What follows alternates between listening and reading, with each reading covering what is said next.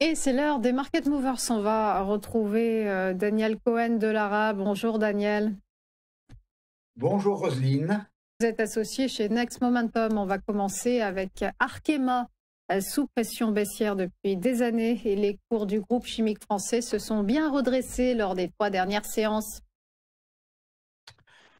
Oui, vous avez raison de dire à la fois qu'on a eu une grosse baisse et qu'on s'est redressé, mais comme vous l'indiquez, depuis effectivement 3 séances. Alors là, j'ai un graphique qui part au mois de mars et on confirme que l'action est dans une tendance baissière. À l'intérieur d'un canal, on voit bien la branche basse, on voit pas la branche haute parce qu'on est plutôt éloigné de la branche haute. C'est un canal baissier de long terme. On a effectivement touché à 2 reprises, au mois d'octobre et la semaine dernière, un support à 49,04 €. Entre les 2 tests de ce support, on est venu chercher la résistance à 53,40 €.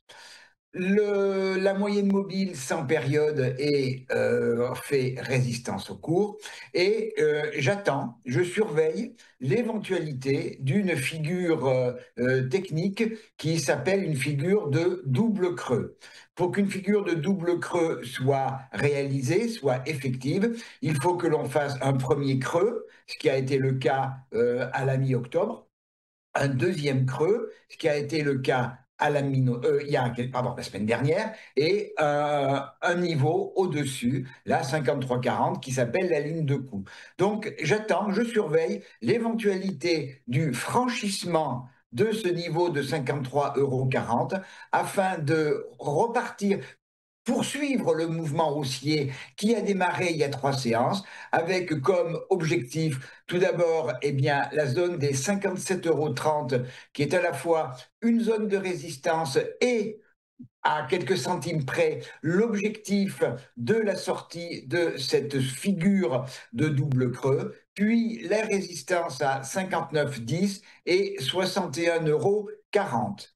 On est plutôt bien favorisé par des indicateurs techniques, notamment le RSI qui est revenu en territoire positif, et puis les volumes sur la bougie qui a marqué le démarrage de l'impulsion haussière, on a eu un gros volume. Donc, on sent que le marché se réintéresse à Arkema.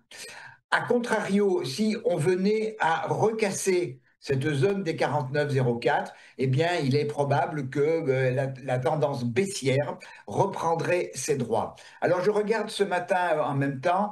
On démarre très mollement, hein, on démarre en baisse. On est à 51,70 ce matin. On a démarré plus bas et on est en train de remonter. Donc, mon schéma, c'est de surveiller l'éventualité du franchissement de 53,40 €. Si jamais on venait tester les 53,40 € et que l'on était repoussé, on serait peut-être dans une situation de range, hein, et à ce moment-là, l'objectif serait de revenir.